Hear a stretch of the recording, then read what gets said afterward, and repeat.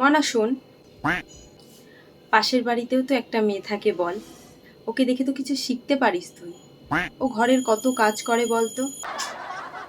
সেই সকালবেলা থেকে উঠে মেয়েটাকে দেখি বাসন মাজা থেকে শুরু করে ঘর পোছা থেকে শুরু করে রান্না বান্না সব কিছু ও করে। আর ওর মা পায়ের উপরে পা তুলে শুয়ে বসে থাকে, তাও মেয়েটার উপরে চিৎকার করে।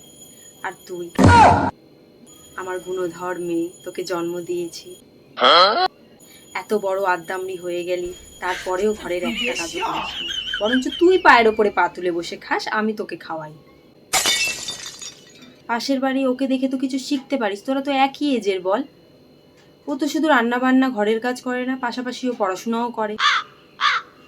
মানে একটু যে রান্না বান্নাটা করবি, একটু যে শেখার ইচ্ছে থাকে একটা মানুষের, তোর মধ্যে তো কোনো ইচ্ছেই দেখি না আমি। তোকে যে কি করতে খাইয়ে দাইয়ে বড় করছে কে জানে। মনা মনা, জানিস পাশের বাড়ির মেয়েটা না পালিয়েছে। কি? পাশের বাড়ির মেয়েটা? ওর মা কি কান্নাকাটি করছে জানিস?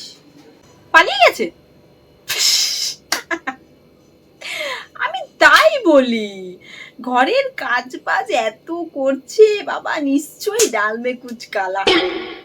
ও মনে হয় আগের থেকে তার জন্য প্রিপারেশন নিয়ে নিয়েছে, পালাবে না, আগে থেকে সব ঘরের কাজ বাজ শিখে নিয়েছে। তুমি জানি কি বলছিলে? পাশের বাড়ির মেয়েটাকে দেখি কিছু শিখতে পারিস তো মনা? এটা শিখলে মনে হয় বেশি ভালো হতো, বলো মা? বেশি মুখে মুখে তর্ক করিস না তো, যা এখান থেকে। আরে আরে, কোথায় যাচ্ছ? শুনে যাও।